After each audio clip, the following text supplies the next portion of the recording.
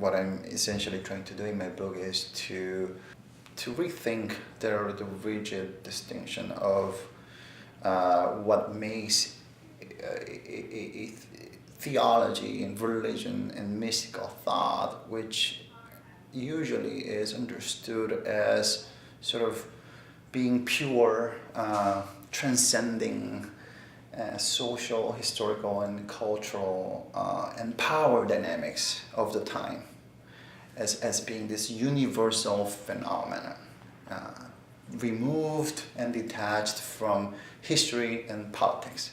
And the most sort of surprising thing, and this is one of the things that motivated me to complete this project, is the striking similarity that I found in these two radically different bodies of literature. That is, the writings of mystics from, let's say, 7th, 8th, 10th century Europe, and the writings of 20th century secular political writers, in the way that they were describing the historical trauma, memory, and sort of envisioning their future, the future of this fractured, shattered community, was so similar to the language of the mystics that sort of, really surprised me at first. And I said, well, there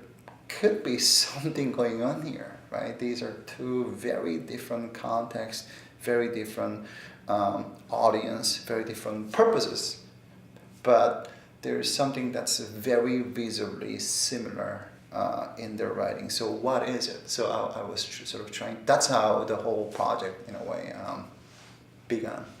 And so what I'm trying to argue is what if we sort of break from that distinction and think about mystical thinking from the political context.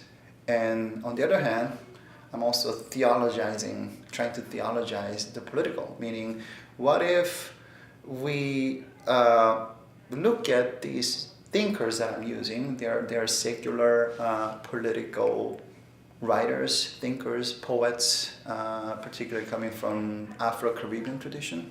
So they're writing in the wake of colonialism and post-coloniality.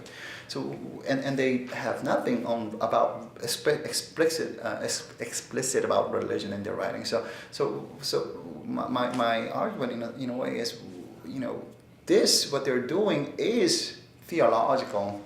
Not because they're evoking God or not because they're talking about something spiritual, but because in the Caribbean, the distinction of poetry from art and politics and religion just simply doesn't work. Those are all enmeshed.